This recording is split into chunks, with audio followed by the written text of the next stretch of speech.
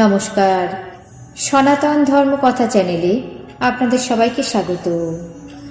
আজ পৌষ মাসের 12 তারিখ রবিবার, শুক্লপক্ষের অষ্টমী তিথি।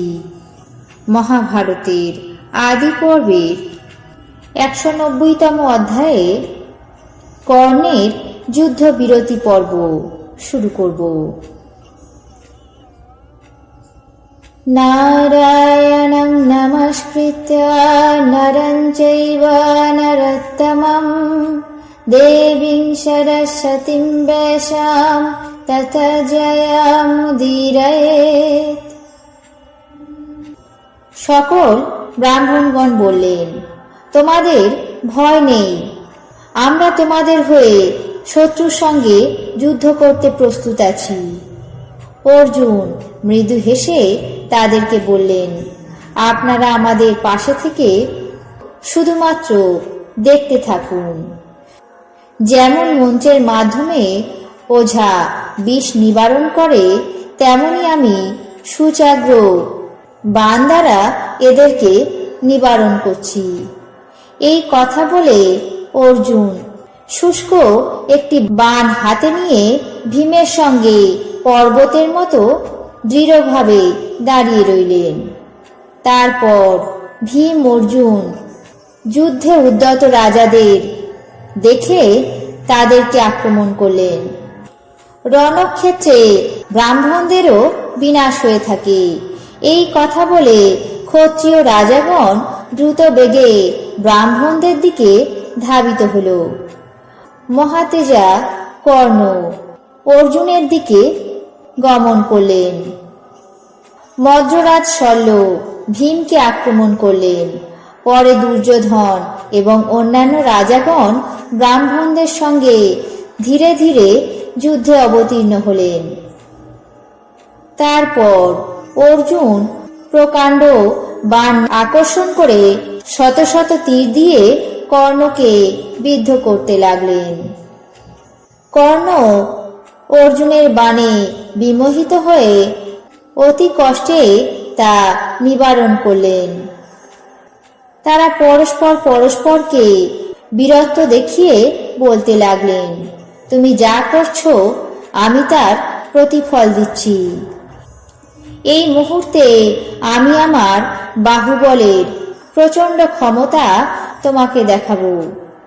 এই কথা বলে ক্রোধে অন্ধ হয়ে অর্জুন এবং কর্ণের মধ্যে ভীষণ যুদ্ধ হতে লাগল।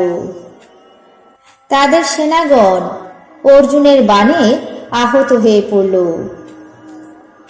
কর্ণ বললেন, হে বিপ্রবর, তোমার ভুজবল অস্ত্র শিক্ষা দেখে আমি সন্তুষ্ট হলাম।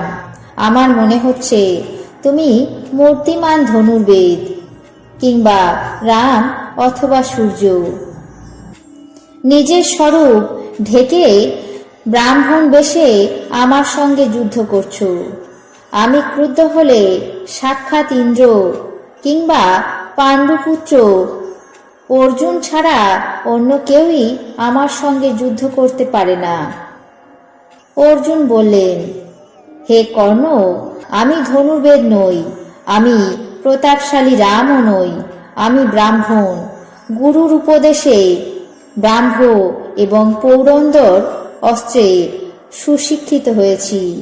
আজ তোমাকে পরাজিত করার জন্য এই রণক্ষেত্রে উপস্থিত হয়েছি।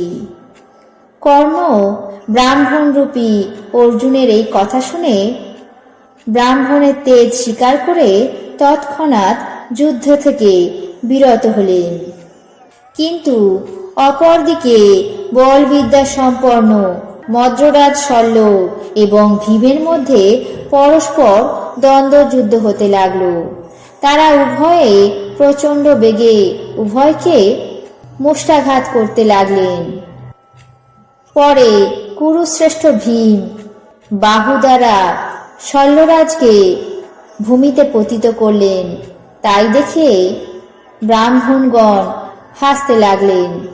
কিন্তু কি আশ্চর্য, ভীম মদ্ররাজ শল্যকে ভূমিতে পতিত করেও তাকে বধ করলেন না। রাজা শল্য নিপাতিত এবং কর্ণ শঙ্কিত হলে পরে সমস্ত রাজাগণ ভীত হয়ে বৃকোদর ভীমকে পরিবেষ্টন করলেন এবং সকলে এক বাক্যে ভীম অর্জুনকে সাধুবাদ জানাতে লাগলেন। এই ব্রাহ্মণ কুমারেরা কার পুত্র, এরা কোথায় বাস করে, এই সমস্ত বিষয় অবশ্যই জানা উচিত। মহাবল পরশুরাম, দ্রোণ এবং পাণ্ডুপুত্র অর্জুন ছাড়া কর্ণের সঙ্গে যুদ্ধ করে এমন লোক ভূভারতে কে আছে? দেবকী পুত্র শ্রীকৃষ্ণ, কৃপাচার্য ছাড়া এমন ব্যক্তি তো দেখা যায় না। ব্রাহ্মণেরা অপরাধী হলেও তাদেরকে ক্ষমা করা উচিত। ব্রাহ্মণের সঙ্গে আর যুদ্ধ করার প্রয়োজন নেই। তবে ওরা যদি পুনরায় যুদ্ধ প্রার্থী হয় তাহলে আমরা অবশ্যই আনন্দিত হয়ে যুদ্ধ করব, তাতে কোনো সন্দেহ নেই। আজ মহাভারতের আদি পর্বের 190তম অধ্যায়ের প্রথম অংশ কর্ণের যুদ্ধবিরতি পর্ব এখানেই শেষ করছি। বাকি অংশ আগামী পর্বে পাঠ করে শোনাব। এখন জেনে নেব আজকের দিনের 12টি রাশির রাশিফল।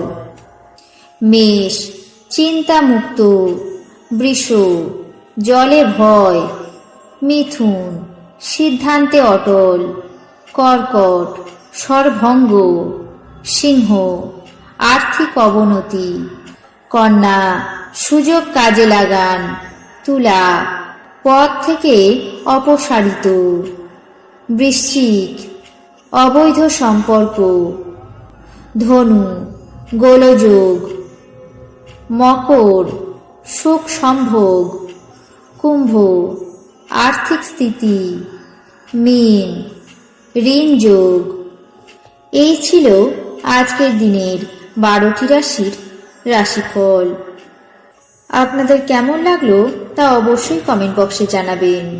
চ্যানেলটিকে সাবস্ক্রাইব করবেন, লাইক করবেন, শেয়ার করবেন। ধন্যবাদ।